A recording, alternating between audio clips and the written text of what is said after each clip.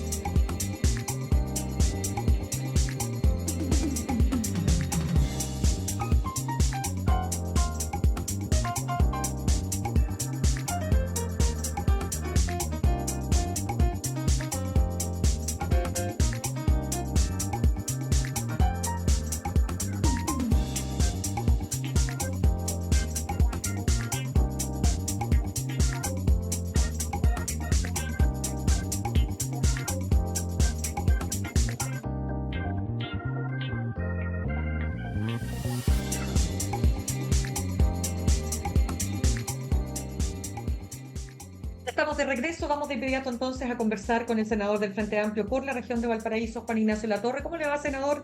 Muy buenos días. Hola Mirna, muy buenos días, gracias por el contacto.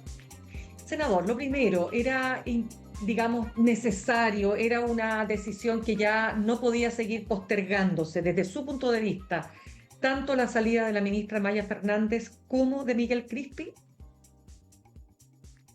Creo que son dos casos distintos que no necesariamente van entrelazados, pero dado el momento de este tercer año de gobierno, ¿no? Hoy día se cumple un aniversario, el tercer año de gobierno, queda el último año, me parece, y además, dados los ajustes de piezas que sí o sí el gobierno estaba haciendo, por ejemplo, quién asumía Sexpress de ministra, subsecretario, por la renuncia de la ministra Toá, me parece que se aprovecha un momento, ¿no?, de hacer un ajuste de piezas más amplio. Son, insisto, casos distintos. Me parece que lo que precipita lo de la salida de Maya Fernández es la presentación de la acusación constitucional, y eso, claro, hay un timing ahí que en el fondo uno verá si es que después el resultado es efectivo, en el sentido de que con la renuncia de ella se puede descomprimir ese escenario y ya hemos visto que algunos diputados de Chile Vamos, por ejemplo, retiran la firma para la acusación constitucional y puede que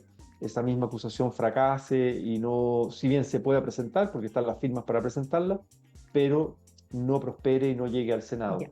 Caso distinto el de Miguel Crispi, pero claro, uno dice, bueno, hay una coincidencia con el episodio de la mañana, una tensión, en mi opinión, un nuevo como show mediático de esta comisión investigadora presidida por el diputado Mellado, que vuelve a lo mismo, ¿no? El tema de Contraloría, la multa, etcétera, y él decide presentar también su renuncia. Entonces coinciden ambas cosas, coinciden con el tercer aniversario y le dan, Claro. creo yo, un nuevo aire, un nuevo impulso con renovación de piezas para este último año de gobierno. Ahora, Así lo veo yo, al menos, digo. Perfecto, pero senador, ¿qué representa para su partido, sobre todo el hecho de que Miguel Crispi, que es además fundador, uno de los fundadores de Revolución Democrática, un hombre tan cercano al presidente? A todas luces queda claro que el presidente lo mantuvo, lo contuvo frente a todas las presiones que surgieron particularmente a partir del caso Convenio. Después viene todo el tema con Luis Hermosilla, porque era su abogado defensor, después estas reuniones que no sé si pasaron o no pasaron por lobby, porque son varios elementos, sus comparecencias ante las comisiones investigadoras, particularmente en el caso Monsalve, también el caso Convenio, en fin, lo mantuvieron mucho, pero a un costo pareciera ser también muy alto para la moneda. ¿Qué representa para ustedes? Bueno, a ver, yo en lo personal valoro la militancia, el compromiso de Miguel, lo conozco hace muchos años, efectivamente un fundador del proyecto político y de este gobierno, también estuvo desde el día uno, desde la campaña en el fondo muy comprometido y yo sé que el presidente también lo valora y por lo mismo lo mantuvo. O sea, no, yo creo que no hay un ejercicio, un capricho de decir lo mantengo para hacerle un gallito a quienes piden la salida, tanto de oposición como del oficialismo, que recordemos recibió varias críticas durante todo este tiempo también de sectores del oficialismo. Yo creo genuinamente que el presidente valora a Miquel Crispi, valora su aporte, el que esté cerca ahí, que lo acompañe, que lo asesore, que esté en las decisiones, acompañando y asesorando al presidente en decisiones importantes. Me parece que esa valoración existe de Miguel, me parece que también es extendida en el Frente Amplio, yo diría obviamente más en el mundo que viene de Revolución Democrática, porque lo conocemos desde sus inicios en el fondo y ha sido un liderazgo muy importante. Eh, y claro, yo creo que también a rato, lo dije por ahí ayer en alguna entrevista, como que ha habido una obsesión con Miguel Crispi, como que casi que achacarle la culpa de todos los males, de todos los errores de gobierno. También hay, creo que hubo una exacerbación, ¿no?, de la crítica hacia la figura de Miguel Crispi. Eh, pero bueno, los gobiernos son así, esta es una vocación de servicio, las piezas no son imprescindibles, se pueden mover y se ajustan a las necesidades del gobierno. Y acá es importante este último año de gobierno, todo lo que está viviendo también la coalición de gobierno. Miguel Crispi, recordemos, jugaba un rol importante también con los partidos. Eso tal vez no se veía mucho, pero él estaba en una permanente, por encargo del presidente, en permanente conversación y coordinación, reuniones con los presidentes de partido, con las principales dirigencias de los partidos, en la línea de afiatar la unidad del progresismo, de esta alianza entre la izquierda y la centroizquierda. Y nosotros nos jugamos ahora primarias, ¿no? Viene el proceso de primarias. Entonces, es un nuevo tiempo, un nuevo aire, y me parece muy, ¿cómo decirlo? Como también positivo, también valorar cuando alguien dice, mire, doy un paso al costado, le doy la libertad al presidente para que haga movimientos de pieza que mejor ayuden al gobierno en este último periodo. Claro, pero déjeme aclarar un punto ahí antes de pasar a otros temas, por supuesto, senador, porque me interesa mucho. Porque Crispi, además de ser una figura, como hemos dicho, muy importante, tuvo algunos elementos que han sido muy cuestionados. Por ejemplo, el que se negara a asistir a la comisión investigadora en el caso Convenios, ¿no es cierto?, diciendo que su cargo no estaba obligado a comparecer. Después se ha dicho que fueron los primeros en enterarse de lo que pasaba en el caso, o sea, de la situación del caso Monsalve, y no está claro si efectivamente él le recomienda al presidente de la República mantenerlo o no.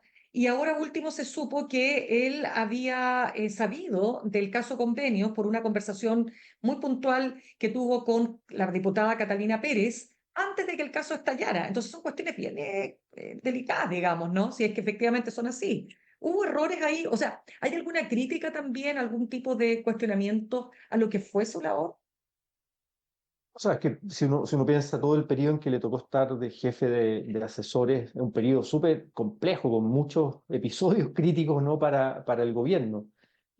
El lodar la responsabilidad de esos errores o de esas críticas a la figura de Miguel Crispi, a eso es lo que me refiero, que hay ciertos sectores que hay como una obsesión en que todo lo apuntan allá. Es como lo que pasaba antes con el ministro Giorgio Jackson, digamos, que por la cercanía con el presidente, entonces, bueno, le achacan, ¿no?, todos los males. Sin duda que en estos cargos pueden haber errores y yo creo que el propio Miguel no me cabe duda que después él hará un análisis, saldrá con alguna reflexión y también hará alguna autocrítica, pero creo que hay que distinguir los casos. O sea, eh, por ejemplo, que se dice del caso Convenio, la misma fiscalía decide no perseverar en nada y decir, mira acá, Miguel Crispi no tiene nada que ver con los delitos que se están investigando, los graves delitos que se están investigando y las personas responsables están enfrentando la justicia. Y Miguel Crispi no, porque no tiene nada que ver con el caso. Entonces, eso ya quedó incluso consagrado en el Ministerio Público, fue una decisión del Ministerio Público en el verano. Entonces, claro, esto de que supo, cuánto supo, que toda esa como conventillo de alguna manera, como que puede ser algo interesante mediáticamente, pero desde el punto de vista del caso real no tiene ninguna responsabilidad, ¿no? Ahora, es un tema complejo porque el jefe de asesores de cualquier gobierno es alguien que conversa cotidianamente con el presidente. Imagínense que esté expuesto públicamente cada una de esas conversaciones para el jefe de asesores ante la opinión pública o ante una comisión investigadora de la Cámara de Diputados que muchas veces tiene el foco y el objetivo de pegarle al gobierno, y eso ocurre en todas las oposiciones, parte de la función de la oposición fiscalizadora, más que de llegar al fondo de algo que sirva como insumo para alguna decisión. De hecho, son Ya, comisiones no vinculantes. Entonces, me claro. parece que ahí también es delicado cuánto Miguel Crispi tiene que exponer conversaciones con el presidente ante una comisión investigadora que pareciera ser, por la presidencia del diputado Mellado y el show que hace cada vez que se cita, tiene otro objetivo, digamos, ¿no? Claro. Ahora, entremos ahí en un punto que se ha hablado mucho, de la generación gobernante, partiendo, o sea, la generación gobernante, la nueva generación gobernante, es decir, el Frente Amplio, porque se les ha criticado mucho, ya que usted lo menciona también al propio Giorgio Jackson, ¿no es cierto? Más allá de la superioridad moral y este lugar común que ya se ha convertido prácticamente en un lugar común, pero hay una cierta arrogancia, ¿no? Y en la práctica no tenían experiencia para gobernar y por supuesto que han cometido muchos errores, probablemente también los cometió naturalmente el propio Miguel Crispi. Entonces, usted como, digamos, parte de esta generación, ¿usted diría que efectivamente han tenido que aprender echando a perder? Yo creo que el ejercicio de gobernar es muy complejo. Efectivamente, no teníamos la experiencia de gobernar el Estado, de dirigir el Estado. No lo estamos haciendo solos tampoco. Esta es una coalición de gobierno donde hay experiencia, donde está la izquierda y la centroizquierda gobernando. Y yo diría en cada uno de los episodios críticos de tanto el caso Monsalve, el caso Convenios y otras dificultades y errores, no todo es achacable o solo, digamos, como la principal responsabilidad es de figuras del Frente Amplio, ¿no? Yo creo que este es un gobierno, es un solo gobierno donde hay combinación de experiencias, gente que tenía también mucha experiencia en gobiernos anteriores y hoy día está colaborando y que también pueden haber cometido errores porque el ejercicio de gobernar es complejo y Ya, difícil o y sea, una socialismo generación nueva. democrático. Ya, socialismo democrático en puntual, para dejarlo claro. Estoy hablando de la Alianza Amplia de Gobierno. Viene gente Por del eso. mundo de la centroizquierda, pero Ujú. también viene gente del mundo del Partido Comunista que también tuvo experiencia en el gobierno anterior. O sea, en el fondo acá, si uno mira el comité político del gobierno, es una mezcla de generaciones, ¿no? Donde estaba Elizalde, bueno, estaba Carolina Toante, Janet Jara, Camila Vallejo, Antonio Orellana, el mismo presidente, etcétera. Entonces, no es achacable el núcleo jerárquico que toma decisiones, no es solo del Frente Amplio. Ahora, eso quiere decir que los errores pueden venir de distintas generaciones y los aciertos también. Y los aciertos también. O sea, este es un gobierno que ha tenido aciertos a propósito de los 3 años de gobierno el día de hoy, de aniversario, en minoría parlamentaria, ha sacado cosas adelante y esos aciertos también son achacables a gente del Frente Amplio, gente del Partido Comunista, gente del socialismo democrático, porque este es un solo gobierno. Y los errores Claro. también, eh, Vamos a ir, en cada uno de ellos, digamos. sí, perdone que lo interrumpa, senador. Vamos a ir a los logros, porque vamos a hablar también de los logros en estos años, por cierto, pero déjeme terminar solamente con este punto, porque cuando uno ve todo lo que pasó en el caso Monsalve, claro, usted me va a decir, señor Monsalve es socialista o era socialista, un hombre que venía precisamente del tronco del socialismo democrático y de la historia de la concertación, si lo ponemos en esos términos, ¿no es cierto? Pero todo lo que pasó en la moneda, todo esto que se alargó, todo este desangre, digamos, tan innecesario, usted dice que las responsabilidades ahí son compartidas tanto entre su partido, digamos, y el propio Partido Socialista. Es que por eso yo creo que es complejo estar separando por militancia la cadena de errores o de aciertos en un gobierno que intenta afianzar una coalición. En el caso Monsalve, lo central del caso Monsalve es que una persona que está acusada, imagínense, un subsecretario de seguridad, con una alta aprobación ciudadana, una persona con tremenda, todas las encuestas salía muy, muy alto, una tremenda aprobación ciudadana, una de las mejores figuras del gobierno, y que es acusado de un delito tan grave como violación, donde él además entrega una versión completamente distinta al inicio, bueno, y el gobierno se demora unos días, pero finalmente lo central es que Monsalve hoy día está enfrentando la justicia y está en prisión preventiva. Y eso no es porque, o sea, en el fondo acá hubo decisiones que empujaron a decir, mire, esto se tiene que investigar y usted se tiene que poner a disposición de la Fiscalía y la Fiscalía y la Justicia tomarán las decisiones que correspondan. ¿Le dolió al gobierno? Le dolió. Y en esa cadena, ¿quiénes estuvieron?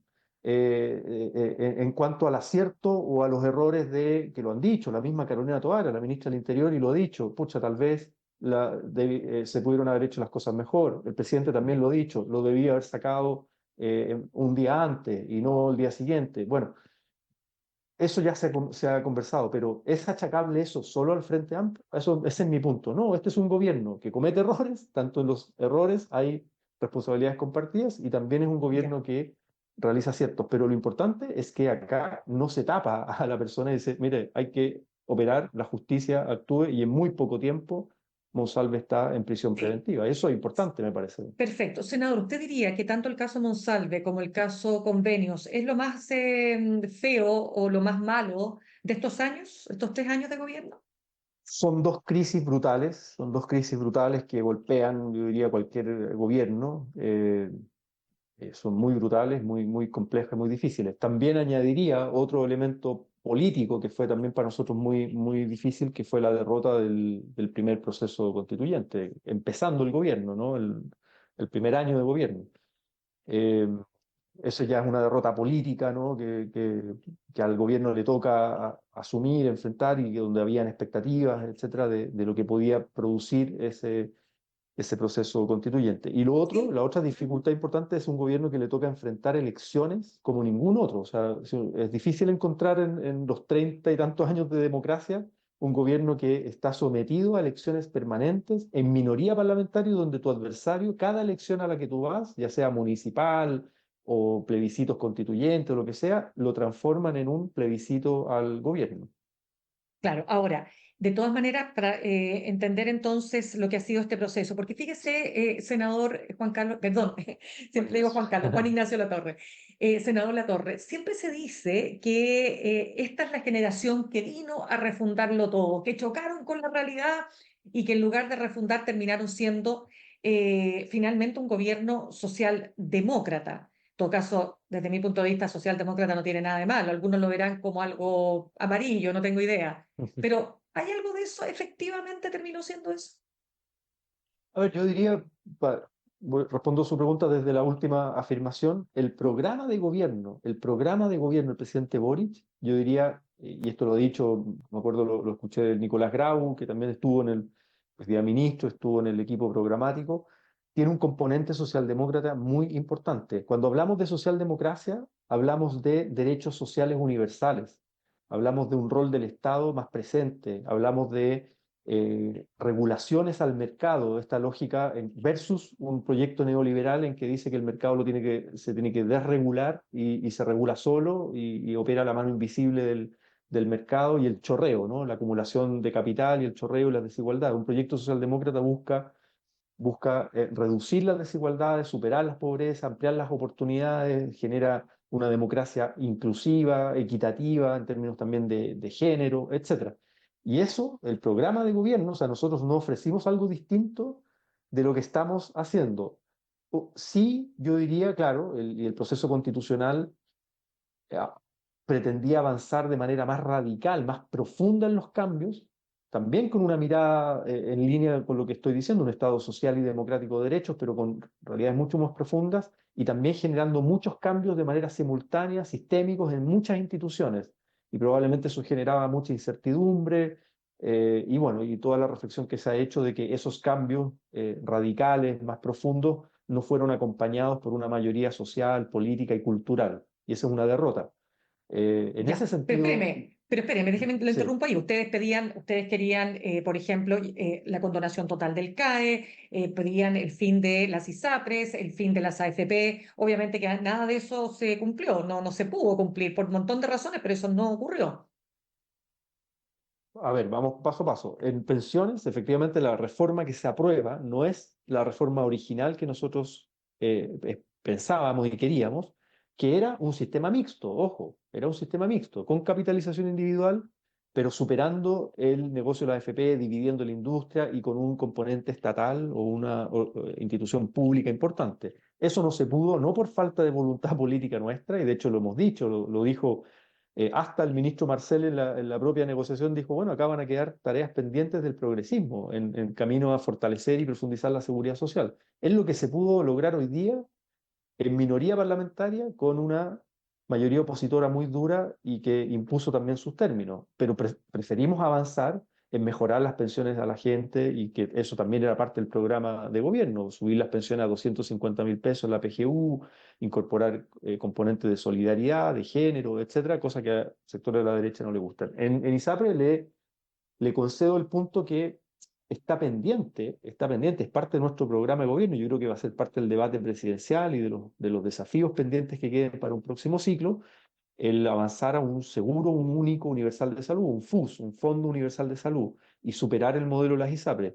Yo diría que con la crisis de la ISAPRE que nos tocó enfrentar a este gobierno, algo heredado, la crisis de la ISAPRE y el fallo de la Corte Suprema, el gobierno, claro, tuvo que enfrentar con una ley corta, fortalece FONASA, se crea la modalidad de cobertura complementaria. A mí me tocó estar ahí en esa discusión en la Comisión de Salud en el Senado, eh, pero claro, no hubo fuerza, no hay mayoría, no hubo voluntad política del Parlamento, no del gobierno, para superar en esta oportunidad, en esta coyuntura, el modelo de la ISAPRES. Pero yo creo que las ISAPRES ya van en en su propio proceso de minimización, digamos. Si uno mira, el 82% de la población hoy día está en FONASA y el proyecto del gobierno está en fortalecer FONASA. Entonces, se ha podido avanzar estratégicamente en varias cosas, sí, van a quedar otras pendientes. Somos minoría parlamentaria y eso no es por falta de voluntad del gobierno, eso lo eligió la gente, digamos, ¿no? La gente eligió un parlamento mayoritariamente de derecha y con distintas derechas, unas que no quieren nada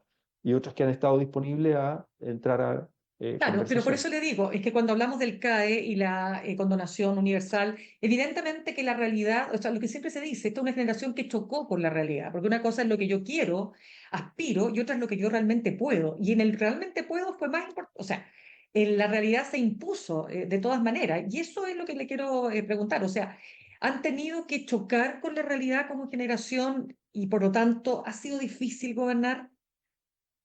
¿Ha sido difícil gobernar? Sí, parto por ahí, sí, y yo creo que a cualquier gobierno, pregúntale a cualquier dirigente que haya sido, que le haya tocado, ya sea algún cargo importante, primera línea, ministro o el mismo presidente de cualquier gobierno anterior, en Chile del 90 en adelante, ninguno le va a decir ha sido súper fácil gobernar. Gobernar es difícil, estamos viviendo sociedades complejas, es difícil, más aún siendo minoría parlamentaria y más aún recibiendo también un país con a propósito de la realidad. ¿Qué realidad se enfrenta este gobierno al momento de recibir el país del gobierno anterior de Piñera? Inflación, deuda pública altísima, problemas de descontrol de las fronteras, de migración irregular, de violencia y seguridad, etcétera, de temas que te tienes que hacer cargo, que son urgentes, estabilizar también, ¿no? Que ha sido parte del arte de gobernar, del oficio de gobernar, y ponerte de acuerdo con una oposición complejísima. Con el CAE, solo un comentario, Mirna. El proyecto del CAE se ¿Ya? está tramitando en el Congreso. Si bien en campaña, yo creo que se dijeron cosas, pero durante la misma campaña, yo lo recuerdo, se explicó que no iba a ser posible una condonación universal porque eso era carísimo, no había billetera fiscal que lo resista, eso se explicó y que probablemente lo que teníamos que avanzar es a un modelo gradual Sí, y focalizado. Y eso se dijo en campaña y hoy día se presentó un perfecto. proyecto y se está tramitando y va avanzando. Yo creo que parte de los desafíos de este año es sacar adelante un proyecto que reemplace el modelo del CAE y el negocio de la banca. ¿Eso se va a hacer? Senador, ¿y cuál diría usted entonces que va a ser el gran legado de este gobierno? Yo creo que no hay uno solo, pero hay varios que A ver, me atrevo a poner tres sobre la mesa. Reforma de pensiones, yo creo que ese es uno, porque una reforma que estaba pendiente de gobiernos anteriores, se saca adelante y se empieza a implementar durante este año. Ese es uno sin duda.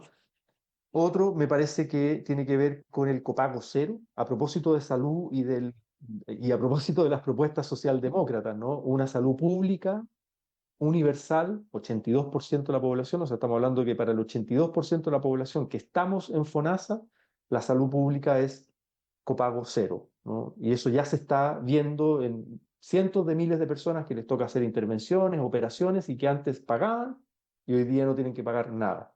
Hay desafíos pendientes sin duda, pero es el tipo de modelo que vamos avanzando en materia de salud. Y yo diría otro importante eh, es el royalty minero. El royalty minero es una de las patitas del programa tributario. El programa tributario tenía varias patitas. No hemos podido avanzar y probablemente no logremos avanzar en este gobierno una reforma tributaria que la derecha lo rechazó en la Cámara de Diputados la idea de legislar. El programa tributario tenía la patita del impuesto a los súper ricos, el impuesto más progresivo, el impuesto a la renta, la desintegración del sistema. Ya, en eso ha sido muy difícil por minoría parlamentaria, pero tenía otra patita que era el cumplimiento tributario, de disminuir la evasión y la elusión fiscal, eso sí se logró, y el royalty minero, que las mineras, las grandes mineras, empiecen a pagar parte, ¿no? Un impuesto específico y que eso y que sea descentralizado, que vaya a Perfecto. municipios y gobiernos regionales. Yo diría, ahí le pongo tres, hay más, hay mucho más, pero Bueno, le pongo algunos tres hablan de las como... 40 horas. Había una encuesta el fin de semana que mostraba, una encuesta que mandó a hacer Copesa, pero que mostraba que lejos lo laboral es el punto más importante del gobierno, la parte más débil está en la economía, el crecimiento económico, en fin. Senador, se nos va acabando el Sí. tiempo, pero no le quiero dejar de preguntar lo siguiente. El rebaraje oficialista, ustedes como Frente Amplio van a tener una o un candidato. ¿Cómo ve a Carolina Toá? Ya está subiendo en las encuestas, la derecha está dividida, Matei está bajando, según lo que se ha analizado, por lo menos si se sigue el timeline de Cadem. Y preguntarle también, le hago todas las preguntas en una porque se nos acaba Ujú, el tiempo, pero ¿es ujú. verdad que el Frente Amplio no apoyaría a un candidato comunista por el hecho de que el Partido Comunista apoya a Maduro? A ver, vamos respondiendo. El Frente Amplio define ahora el 15 de marzo en su comité central, tiene su definición presidencial y yo espero, mi opinión es que el Frente Amplio sí tiene que levantar una carta presidencial para la primaria y que esa primaria sea lo más competitiva posible, sea un resultado incierto, que haya incertidumbre de quién gana la primaria y que sea un debate con ideas programáticas para ir confluyendo a un programa común y a una candidatura común y en paralelo a un diseño parlamentario también de unidad. Yo creo que la mayor unidad del progresismo es lo que te permite mayor representación y no cometer el error, si uno quiere, de tener un gobierno que pretende cambios importantes pero con minoría parlamentaria, ¿no? Eso hay que darlo vuelta. Eh, y por tanto yo espero que este fin de semana salga o los próximos días salga una definición del Frente Amplio en ese sentido, y que el objetivo es derrotar a las derechas, no es tanto la diferenciación, que es legítimo en una primaria, la diferenciación entre las distintas cartas y sensibilidades, pero lo importante es cómo vamos confluyendo un programa común y a derrotar a la derecha, sobre todo esta derecha más populista y ultra que hay en Chile también, igual que en otros países. Respecto a lo del PC, yo creo que es una polémica que se ha instalado, que yo no quiero entrar ahí, no me parece adecuado. ¿Por qué? Primero, el PC tiene que definir cuál es su carta para la primaria. El PC es parte de la alianza de gobierno. Ellos tendrán que definirse. Todo se ha dicho que están entre dos alternativas, Jara o Jadwe. Eh, y bueno, eso es lo que tendrán que definir ellos. Yo soy respetuoso de las definiciones de los partidos, así como también el Partido Socialista tendrá que definir lo propio. Sin duda que tenemos diferencias en relación a política internacional, y eso ha sido claro, ¿no? Desde este gobierno, desde hace mucho rato, en relación a Venezuela, a Maduro, etcétera. Y hay diferencias que se han marcado al interior de la Alianza de Gobierno, el Frente Amplio lo ha marcado, pero de ahí a estar anticipando eventuales votos o apoyos o vetos, etcétera, me parece que no corresponde. Creo que ese debate ya se ha zanjado, los presidentes de partido ya han dicho lo que corresponde y esperemos las definiciones de cada partido y que se dé el debate democrático Ya. en las primarias. ¿Y usted prefiere a Claudio Rego, pensando en cuáles son sus preferencias como candidato del Frente Amplio, o a Tomás Bodanovich? O sea, si Tomás Bodanovich estuviera disponible, obviamente que sería la mejor carta del Frente Amplio. Eh, Claudio Rego no es militante del Frente Amplio, yo no lo considero como una carta que el Frente Amplio tenga que levantar. Tendrá toda la legítima, tiene como decirlo, aptitudes, ¿no? Es un gobernador de la región metropolitana que salió electo, etcétera, igual que acá Rodrigo Mundaca, pero en el fondo no es parte del Frente Amplio, entonces veo difícil que el Frente Amplio levante. Yo cuando Ya, digo el Frente Amplio tiene que levantar una carta, yo creo que tiene que levantar una carta orgánica. Tomás Bodanovich ya. me parece que es el mejor posicionado, pero él ha dicho que no está disponible, y por tanto, si Tomás no está disponible, hay que respetar esa decisión y buscar alguna otra alternativa. Ya, siempre dentro del Frente Amplio, eso es todo lo que quería despejar. Siempre Sí, dentro, sí, creo siempre que dentro del Frente Amplio, perfecto. sí, esa es mi opinión, así Ya, como y le Carolina Toá es gusta, militante ya del pues, ¿y le gusta PPD. Carolina Toá? ¿Y le gusta esta idea que se ha ido, digamos, en alguna encuesta subió 7 puntos, en otra subió 9 puntos? ¿Le parece una carta Me poderosa esta? parece, yo lo he dicho, me parece que es valiente su decisión, me ¿Mm? parece que ella tiene trayectoria, tiene experiencia y lo importante es quién gana la primaria y que la primaria, acá no basta que Carolina Toá corra sola o compita en una primaria solo, por ejemplo, con Vlado Mirosevich. Por eso es Claro. importante que el PC ponga una carta, que el Frente Amplio ponga otra carta y que haya una primaria competitiva. Y quien gane esa primaria tendrá que liderar a todo el sector junto con un programa común y un diseño parlamentario también inteligente. Yo valoro la decisión de Carolina Toá y tengo la mejor opinión de ella, pero claro, ella es militante del PPD, por tanto Claro. tendrá que hacer su política desde ahí y nosotros haremos la nuestra desde el Frente Amplio, pero en el horizonte tiene que ser la unidad del progresismo. O sea, yo soy un convencido, Mirna, que la alianza entre la izquierda y centroizquierda de este gobierno, esta mezcla de generaciones, que se ha hablado tanto del tema de las generaciones, esta mezcla de generaciones, esta síntesis que hay, se tiene que seguir proyectando eh, como un tronco del progresismo para adelante y tenemos desafíos muy importantes de frenar este auge de la extrema derecha en Chile. Ya, pues, senador del Frente Amplio por la región de Valparaíso, Juan Ignacio Latorre, muchas gracias por haber estado con nosotros esta mañana. Gracias, Mirna, gracias por la entrevista. Gracias. Que estés bien. Chao, Gracias chao, buen día. igualmente. Chao. Saludamos a nuestros auspiciadores. Ahorrar cotidianamente se puede y de forma organizada, rápida y online con Ahorrando, la nueva funcionalidad de tu app Coopeuch, en donde puedes programar ahorros de manera fácil y entretenida, eligiendo tus propias reglas y metas. Haz que el ahorro sea parte de tu vida con Ahorrando de Coopeuch. Más información en coopeuch.cl. Y te invitamos a inscribirte en el nuevo newsletter de El Mostrador. Aquí Valparaíso, porque Santiago no es Chile. Las noticias con identidad propia de la región, todos los lunes en tu correo. Me despido, nos reencontramos mañana a las 8 en punto. Que tengan un muy buen día. Copeuch Inversiones, el sitio donde todos pueden invertir, presentó Al Pan Pan en el Mostrador Podcast. Cerramos por hoy Al Pan Pan con Mirna Schindler. De lunes a viernes de 8 a 9 de la mañana, entrevistas para partir el día. El Mostrador Podcast, el poder de la independencia.